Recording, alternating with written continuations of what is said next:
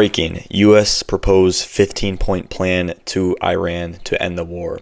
Before we even get into all of these 15 points, I'm going to make a very bold prediction.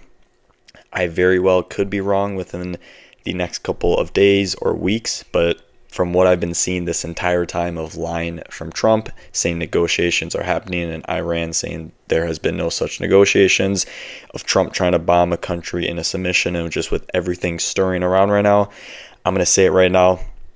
This ceasefire, this proposed, will not follow through, and this war will continue. That will be my bold prediction on this.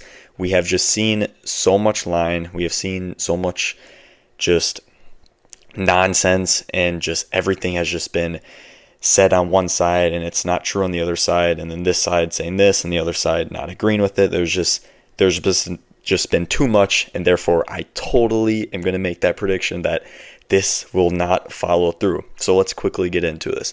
The first point is removal of all sanctions on Iran. Trump most likely will not fall for this.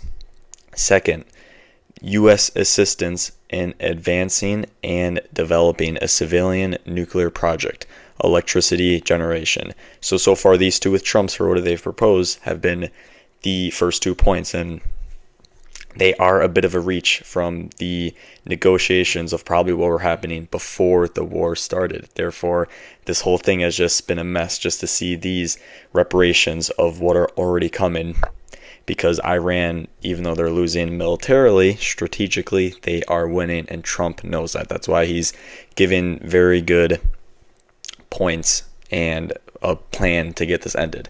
Number 3, removal of the threat of sanctions being reimposed.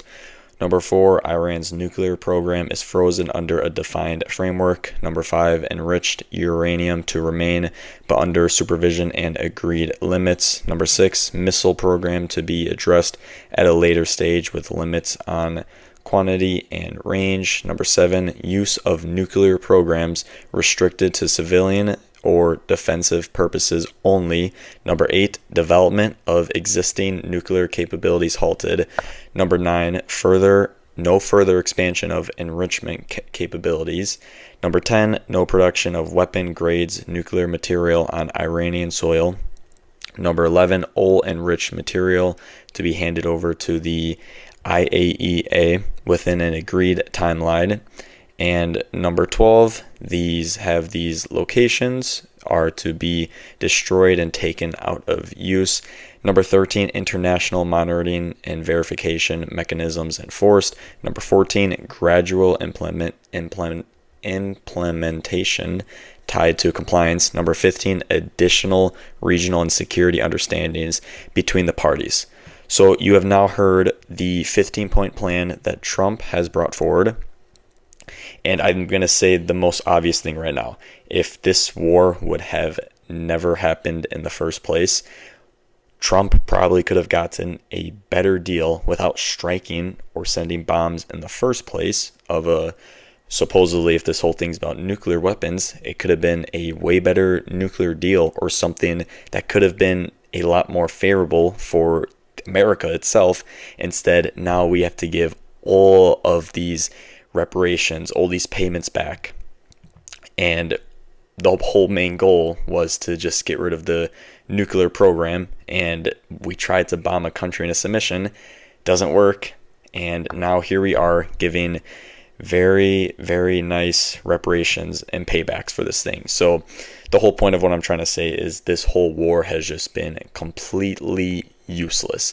Should have never happened in the first place, and there should have been a better deal to happen. But what kind of seems like happened is Israel was influencing Trump and the Trump administration to get this war over. Because for those that don't watch Netanyahu's speeches, 20 years ago, he said Iran would hold nuclear weapons. 15 years ago, he said the same thing. 10 years ago, 5 years ago, and now he's saying it again. And now we are in a unfavorable war that most likely will end unfavorable to America, with Iran technically, strategically winning. So thanks to Israel and their influence, they have now brought us in to a unwanted war that has now given us unfavorable conditions. And even with this 15-point plan to Iran, Israel has come out and said that they don't want to end the war early and make things unfavorable for themselves, even though they're trying to bomb a country into submission. So that's it for that.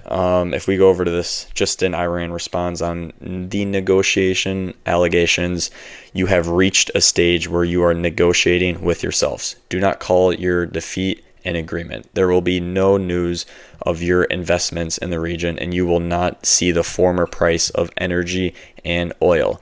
So it goes right back to what we were just saying for the prediction. I just don't see how this thing will play out with a deal like that.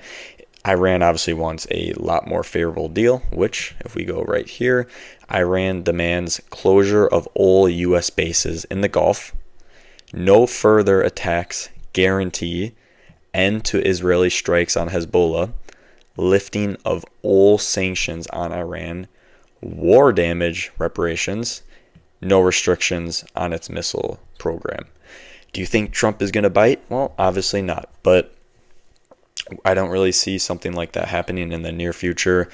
This whole thing's just been a very strategic blunder, and it should have known from his history that you just can't bomb a country into submission.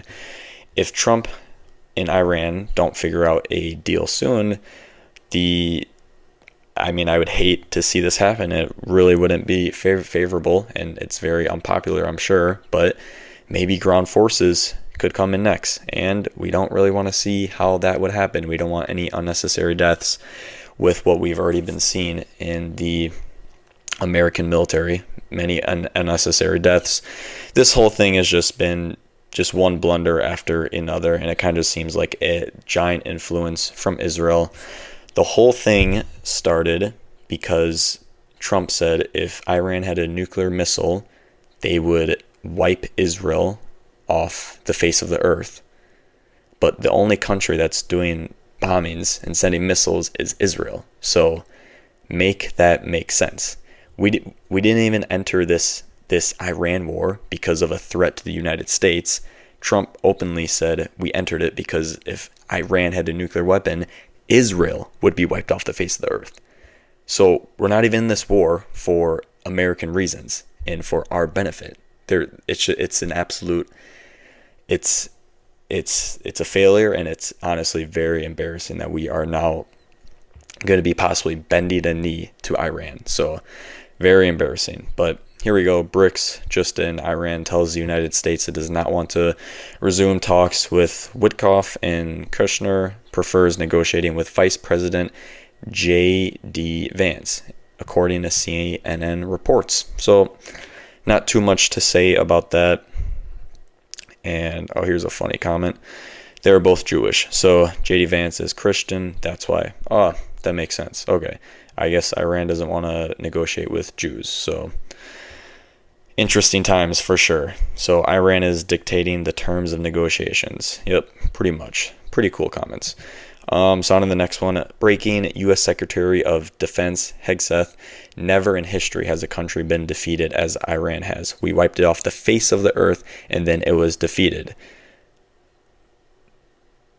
Pretty speechless for that, because now we're the one sending an unfavorable peace deal to get this done and over with. So this is the whole point of what we've been saying. You can say that you destroyed their military. You can say that you destroyed their strategic military sites, their navy, this and that. But at the end of the day, even though we're winning militarily, we're losing strategically. With the strait still being closed and oil still going up, and with no sign of negotiations that seem to be coming in, or any favorable negotiations for the U.S. at this very moment. So like we've been saying 100 times, and history shows you can't bomb a country into submission. So you can have all the United States leaders say, Iran is getting destroyed, Iran is losing, this and that. At the end of the day, that's just not what is happening, and they're very well just lying straight to the American people and anyone else that is watching this. As an American, I'm embarrassed by the orange liar and Pickled Pete. I'm so sorry, world. We are trying. Well, you can do what you want with that comment. So, very interesting. Here we go. Trump, we shot down oh yeah, look at that. We shot down our own planes with Patriot missiles, but the pilots survived. So, U.S. systems took out U.S. aircraft, and we're seeing it as a success. I mean, what more else do we have to read or see happen to understand that this whole thing has just been an absolute mistake? If you're going to go to war with a country for another country that's thousands of miles away, you would think you would have a better plan than just sending missiles down, killing children, killing citizens, killing leaders for nuclear sites that aren't even on top. They're in underneath ground and I guess tunnels, I guess from what they've been saying. So far all we've done is just send in missiles, kill a lot of people, and now we're in an unfavorable position with the strait being closed because now Iran isn't going to accept a normal peace deal. So, and now we have now we're celebrating about bombing our own planes. So stressful. But we have another one. U.S. Senate just rejected a Democrat-led resolution to block Trump's Iran operation. Vote is 53-47. The war continues. So yeah, we have that for that. I guess Democrats seem to come up with a resolution, which was blocked by Republicans, and we will have to see how the midterms go because there seems to be a possible vote or a bill that will be coming forth if Democrats win to impeach Trump. So that should be pretty interesting to see how that develops over the coming months or whenever the midterms are over as well. We go to some of the comments here. Senate just voted. See if there's anything interesting. 53-47. Keep Trump's Iran strikes rolling. No war declaration. No timeline. No debate. Same Congress hasn't been authorized. Just renew the empire's forever. Blank check. Yeah, nothing too interesting in the comments. Here's an interesting name. Mossad. Well, it's going to give a bad look on me. So, unfortunately, we are not a part of Mossad, so don't worry about the name. But just in B-52 bombers spotted over Iran as strikes reportedly hit Alborz industrial city in Kazvin, a hub tied to regimes linked military production, major industrial facilities targeted, with claims Iran's military industrial infrastructure is facing destruction. So it's facing destruction, but the war is still not over. So another lie, not too surprised coming from this name. But yeah, that's also interesting to see that a peace deal has come forth and there are still strikes happening in Iran. And this happened a couple of hours ago. Maybe it could be before the peace deal was, or the 15-point peace plan came forth. But if it is not, then it's pretty interesting. We're bombing and sending strikes to Iran as we just gave a 15-point peace plan. So yeah, make that make sense. So that's the Mossad commentary. So that's interesting. So yeah, here we have for this. This also happened too. Pentagon orders 2,000 airborne troops to Middle East. The deployment could give President Trump more military options after a 15-point proposal. So this could be his backup plan if this proposal doesn't fall through. Delivered via Pakistan. Oh, okay, seems like Pakistan sent the 15-point proposal, if I'm reading that correctly. Was sent to the Iranians, according to two officials briefed on the diplomacy. So this is Iran War Live, updated a couple hours ago. So we have that being ordered out. 2,000 soldiers from 82nd Airborne Division to deploy to the Middle East. So hopefully nothing crazy happens. And this is happening even as the United States has sent a 15-point plan for ending the war in the region. So I guess if that 15-point plan doesn't work out, I mean, maybe this paratrooper airborne division, we'll see what they do for that. And that should be pretty interesting as well. The order to move troops to the region aimed to give President Trump more military options. So we'll see what he does with 2,000 soldiers on the airborne division, even as he weighed the new diplomatic initiative with Iran, two Defense Department officials said on Tuesday the plan to end the conflict also reflected the Trump administration's desire to find an off-ramp to a war that has rattled the global economy. And we've had multiple Trump tweets or briefings, speeches of him saying the war is so close to being over, and then oil will drop, S&P, all the stocks will go up, and then it just turns out it's just manipulation. It's just not actually what is happening. So yeah, that's pretty much everything for the articles. I mean, the whole thing's a disaster. Everything is falling apart in real time for this war.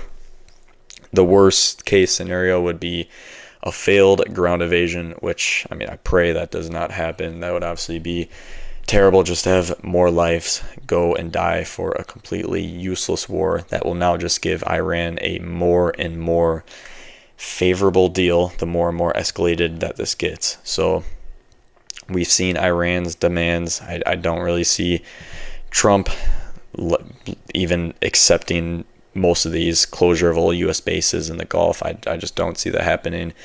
And yeah, I mean, that's pretty much it for everything. So it's a nail biter, and this has just been an absolute disaster. And my guess is this whole thing will either end like it did for Iraq, where we just waste years on something, billions, trillions of dollars in a useless war, lives are lost just for the whole thing to not even go in our favor in the end. So yeah, that's pretty much it for this. So not a lot of fun, but yeah, thanks for watching, and we will see you next time.